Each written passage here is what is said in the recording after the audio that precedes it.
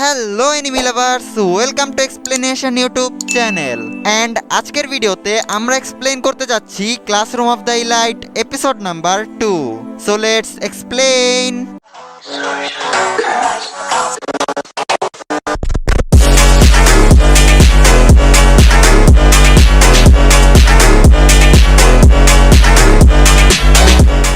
তো friends, episode number 2তে আমরা দেখেছি 1,00,000 পয়েন্ট পাওয়ার কারণে সব স্টুডেন্ট কিছু না ভেবে সেগুলো খরচ করে ফেলে।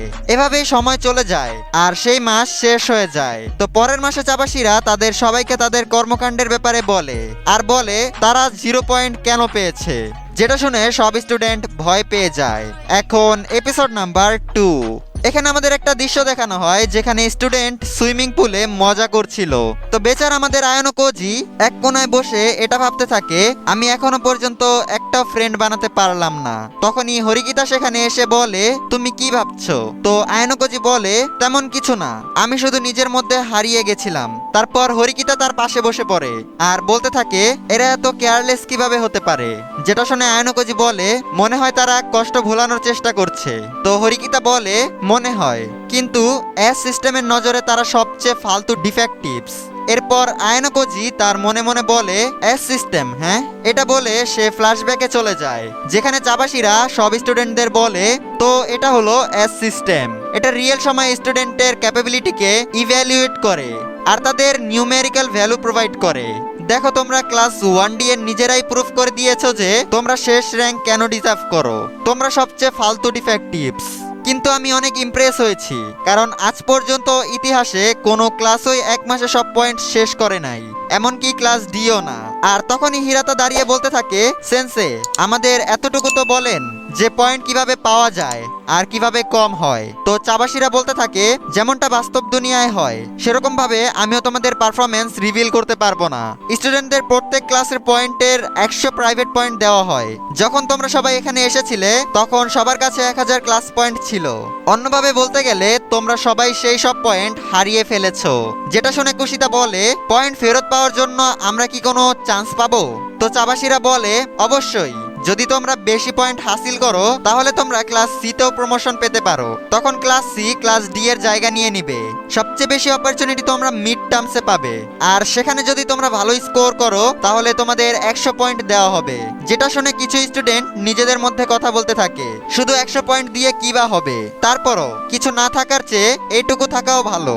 কিন্তু তখনই চাবাসীরা বলে, রিসেন্টলি তোমাদের হওয়া কুইজের স্কোর একদমই ফালতু, আর আজকের পর কোনো এক্সামে যদি তোমাদের মধ্যে কেউ ফেল হয় তাহলে তাকে সরাসরি স্কুল থেকে এক্সপেল করে দেওয়া হবে।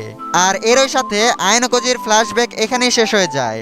আর তখনই হরিকিতা আয়নো কোজিকে বলে, তুমি স্পোর্টস খেলো? তো আয়নো কোজি বলে, একদমই না, আর এটা বলতে আমার একটুও প্রাউড ফিল হচ্ছে না, কিন্তু আমি মিডল স্কুলেও কোনো ক্লাবে জয়েন ছিলাম না। যেটা শুনে হরিকিতা সন্দেহের নজরে বলে, তোমার কথা বিশ্বাস করা কঠিন, কারণ তোমার বডি অনেক ফিট। কিন্তু তারপর হরিকিতা কিছু বলতে যাবে তখন সেখানে কুশিতা চলে আসে আর হরিকিতাকেও সুইমিং করার জন্য ডাকতে থাকে, কিন্তু হরিকিতা তাকে ডাইরেক্ট না করে দেয় এবং সেখান থেকে চলে যেতে থাকে। তারপর আমাদের আরো একটা দৃশ্য দেখানো হয় যেখানে কিছু স্টুডেন্ট নিজের বন্ধুদের কাছ থেকে কিছু পয়েন্ট চাইতে থাকে, কারণ তারা নিজেদের পয়েন্ট আগেই শেষ করে ফেলেছে। এরপর হরিকিতা আয়নো কোজিকে তার সাথে লাঞ্চ করতে বলে। তারপর আরেকটা দৃশ্যে তারা ক্যাফেটেরিয়াতে একসাথে লাঞ্চ করতে থাকে আর আয়নো কোজি হরিকিতাকে বলে, সত্যি কি আমি এত দামি লাঞ্চ তোমার টাকায় খেতে পারবো? তো হরিকিতা বলে, হ্যাঁ, আর এমনিতেও আমি তোমাকে যেটা খুশি সেটা নিতে বলেছিলাম। যেটা শুনে আয়নো কোজি খেতে শুরু করে, কিন্তু এক কামড় খাওয়ার পর হরিকিতা তাকে বলে, এখন আমি চাই তুমি আমার কথা শুনো। এমন মনে হয় হিরাতা তার প্ল্যান শুরু করে দিয়েছে। তারা নেক্সট এক্সামের জন্য স্টাডি গ্রুপ তৈরি করছে, কিন্তু সুডো, ইকে আর ইয়ামাউচি তাদের গ্রুপে জয়েন করায় না করে দিয়েছে। তো আয়নো কোজি বলে, এমনিতেই তারা পড়াকু স্টুডেন্ট মনে হয় না। তো হরিকিতা বলে, এটাই কথা, আর আমি শিওর তাদের ফেল হওয়ার চান্স অনেক বেশি। যদি আমরা চাই আমাদের ক্লাস প্রমোট হোক তাহলে আমাদের শুধু পয়েন্ট হারানোর দিকটা ভাবলেই হবে না, আমাদের পয়েন্ট কামানোর দিকেও মনোযোগ দিতে হবে।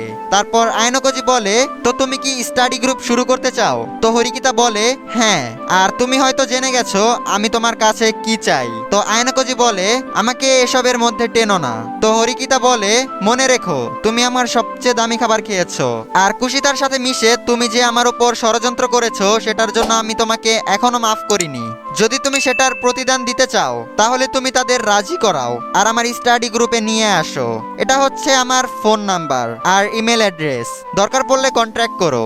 আর এটা বলে ও সেখান থেকে চলে যায়। তারপর আয়নকজি তার মনে মনে বলে, আমার হাই স্কুল জীবনের প্রথম মেয়ের ফোন নাম্বার, আর এমনিতেই আমি এটাতে খুশি না, কিন্তু এটা আমার সেভ করে নেওয়া উচিত। তারপর আমাদের আরেকটা দৃশ্য দেখানো হয় যেখানে আয়নকজি সবাইকে বোঝায় কিন্তু কোনো লাভ হয় না, আর এত খারাপভাবে ব্যর্থ হয় সে কুশিতার সাহায্য নেওয়ার ব্যাপারে ভাবতে থাকে। যার পর সে ল্যান্ডলাইনের সাহায্যে কুশিতার সাথে কন্ট্রাক্ট করার চেষ্টা করে, আর কুশিতার ফোন ধরার সাথে আয়নকজি তাকে বলে, খুশি হয়ে যাও কুশিতা, তোমাকে গুডবেল অ্যাম্বাসেডরের রূপে বাছাই করা হয়েছে, আমাদের ক্লাসের জন্য প্লিজ পুরো চেষ্টা করো। যেটা শুনে কুশিতা কনফিউজ হয়ে যায়। তো আয়নকজি তাকে হরিকিতার প্ল্যান বলে, যার পর কুশিতা বলে, আমি অবশ্যই সাহায্য করব। আর এমনিতেই বাস এখনই আমরা ফ্রেন্ড হয়েছি, আমি কাউকে স্কুল থেকে চলে যেতে দেখতে পারবো না, তো আমিও কি তার বদলে স্টাডি গ্রুপে জয়েন করতে পারি? তো উত্তরে আয়নকজি বলে, যদি সত্যি তুমি এটা চাও তাহলে ঠিক আছে। তারপর কুশিতাও আয়নকজিকে তার কন্ট্রাক্ট নাম্বার দেয়। আর কিছুক্ষণ পর কুশিতার মেসেজ আসে যে সুডোইকে ইয়ামাউচি স্টাডি গ্রুপে আসার জন্য রাজি হয়ে গেছে। যে মেসেজ দেখে আয়নকজি বলে, বাহ কুশিতা, তোমার স্পিডের তুলনা নেই। যার পর আয়নকজি হরিকিতাকে মেসেজ করে বলে তারা তিনজন রাজি হয়ে গেছে আর কুশিতাও সাথে আসবে, কিন্তু হরিকিতা তাকে তৎক্ষণাৎ না করে দেয়। যার ফলে আয়নকজি তাকে বারবার মেসেজ আর কল করার চেষ্টা করে, কিন্তু হরিকিতা তাকে বারবার মানা করে দেয়।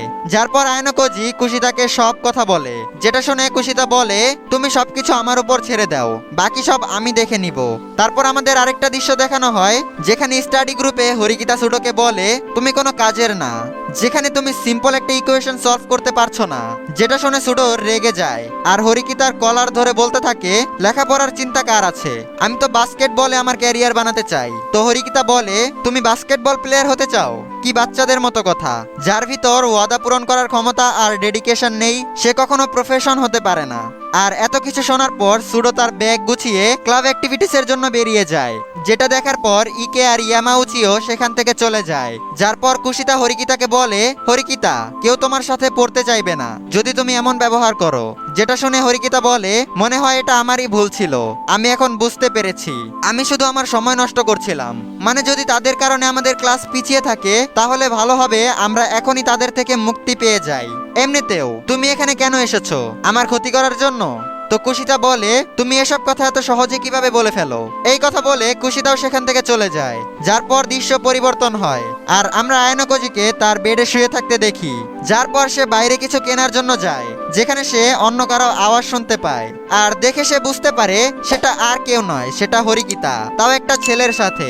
আর সেই ছেলে হরিকিতাকে বলে, তুমি এই স্কুল চুজ করে অনেক বড় বোকামি করেছো।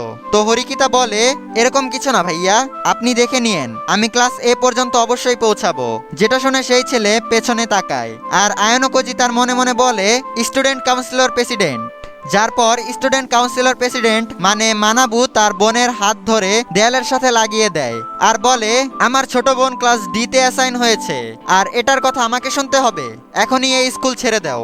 এত উঁচায় পৌঁছানোর জন্য না তোমার কোনো অধিকার আছে আর না যোগ্যতা। যার পরে সে হরিকিতার ওপর হাত উঠানোর চেষ্টা করে, কিন্তু তখনই আয়নকজি সেখানে এসে তার হাত ধরে ফেলে, যেটা দেখে হরিকিতা শক হয়ে যায় আর তৎক্ষণাৎ সে আয়নকজিকে সেই ম্যাটার থেকে দূরে থাকতে বলে। তো আয়নকজি তার মনে মনে বলে, আমি কখনোই ওকে এভাবে কথা বলতে দেখিনি। কিন্তু আয়নকজির হাত ছেড়ে দেওয়ার সাথে সাথে মানাবু তার ওপর অ্যাটাক করে দেয়, কিন্তু আয়নকজি সেটা ডজ করে ফেলে। যার পর মানাবু সুযোগ বুঝে আয়নকজির মুখে লাথি মারার চেষ্টা করে, কিন্তু আয়নকজি সেটাও ডজ করে ফেলে, যেটা দেখে মানাবু আশ্চর্য হয়ে যায়। কিন্তু সে এখানে থেমে যায় না আর সে একটা লাস্ট চেষ্টা করে, কিন্তু এবার আয়নকজি তাকে ব্লক করে পিছনের দিকে ধাক্কা মারে। যার পর সে আয়নকজিকে বলে, তুমি কিছু প্র্যাকটিস করো? তো আয়নকজি বলে, হ্যাঁ, পিয়ানো আর ক্যানিগ্রাফি। যেটা শুনে মানাবো বলে, ও আমি বুঝতে পেরেছি, আমি শুনেছি একটা নতুন স্টুডেন্ট আছে যে এন্ট্রান্স এক্সামের প্রতিটা সাবজেক্টে 50 স্কোর করেছে, এমনকি তার পরদিন হওয়া কুইজ এক্সামেও তুমি 50 স্কোর করেছো, এটা কি তুমি জেনে শুনে করেছো? তো আয়নকজি বলে, কোইন্সিডেন্স অনেক অদ্ভুত হতে পারে। তারপর মানাবো হরিকিতাকে বলে, আমি অনেক অবাক হয়েছি যে তুমি একটা ফ্রেন্ড বানিয়ে ফেলেছো। যেটা শুনে হরিকিতা বলে, না, ও শুধু আমার ক্লাসমেট আর আমার ফ্রেন্ডের কোনো দরকার নেই। তো মানাবু বলে, তুমি আবারও নিজের একাকিত্ব নিজের স্বাধীনতা ভেবে ফেলেছো, আর এমনিতেও যদি তুমি ক্লাস এ তে পৌঁছাতে চাও তাহলে তোমাকে গিল্ডি জোর লাগাতে হবে। আর এটা বলে মানাবু সেখান থেকে চলে যায়। তারপর হরিকিতা আয়নকোজিকে বলে তুমি অসাধারণ। তো আয়নকোজি বলে হ্যাঁ আমি পিয়ানো আর সিরিমনি করি। কিন্তু হরিকিতা বলে তুমি ক্যানিগ্রাফি বলেছিলে, যেটা শুনে আয়নকোজি বলে হ্যাঁ আমি ওটাও করেছি। আচ্ছা তুমি কি সত্যি স্টাডি গ্রুপ শেষ করে ফেলেছো? তো হরিকিতা বলে হ্যাঁ এমনিতেও তাদের সাথে সময় নষ্ট করে কোনো লাভ নেই। যদি তারা স্কুল থেকে বের হয়ে যায় তাহলে আমাদের ক্লাসে ভালো স্টুডেন্টই থাকবে। যা শুনে আয়নকোজি বলে তোমার সবচেয়ে বড় ভুল এটাই যে তুমি ভাবো অন্যরা তোমার রাস্তার বাধা হবে, তার জন্য তুমি শুরু থেকে তাদের থেকে দূরত্ব বজায় রাখো। তোমার কি মনে হয় না তোমার এই মানসিকতার কারণে স্কুল তোমাকে ক্লাস দিতে রেখেছে? তারপর আমাদের কিছুদিন পরের দৃশ্য দেখানো হয় যেখানে রেজাল্ট অ্যানাউন্স করা হয়, যেখানে আয়নকোজি তার মনে মনে বলে ক্লাস ডি এর আমরা সবাই এবার সব সাবজেক্টে হাই স্কোর করেছি। আর এখানে শেষ হয়ে যায় classroom of the elite episode number 2। তো ভিউয়ার্স তোমরা কমেন্ট করে জানাও যে আজকের ভিডিওটা তোমাদের কাছে কেমন লেগেছে। তো তোমাদের সাথে দেখা হবে classroom of the elite episode number 3 তে। ততক্ষণ পর্যন্ত সুস্থ থাকবে, ভালো থাকবে, টেক কেয়ার, আল্লাহ হাফেজ।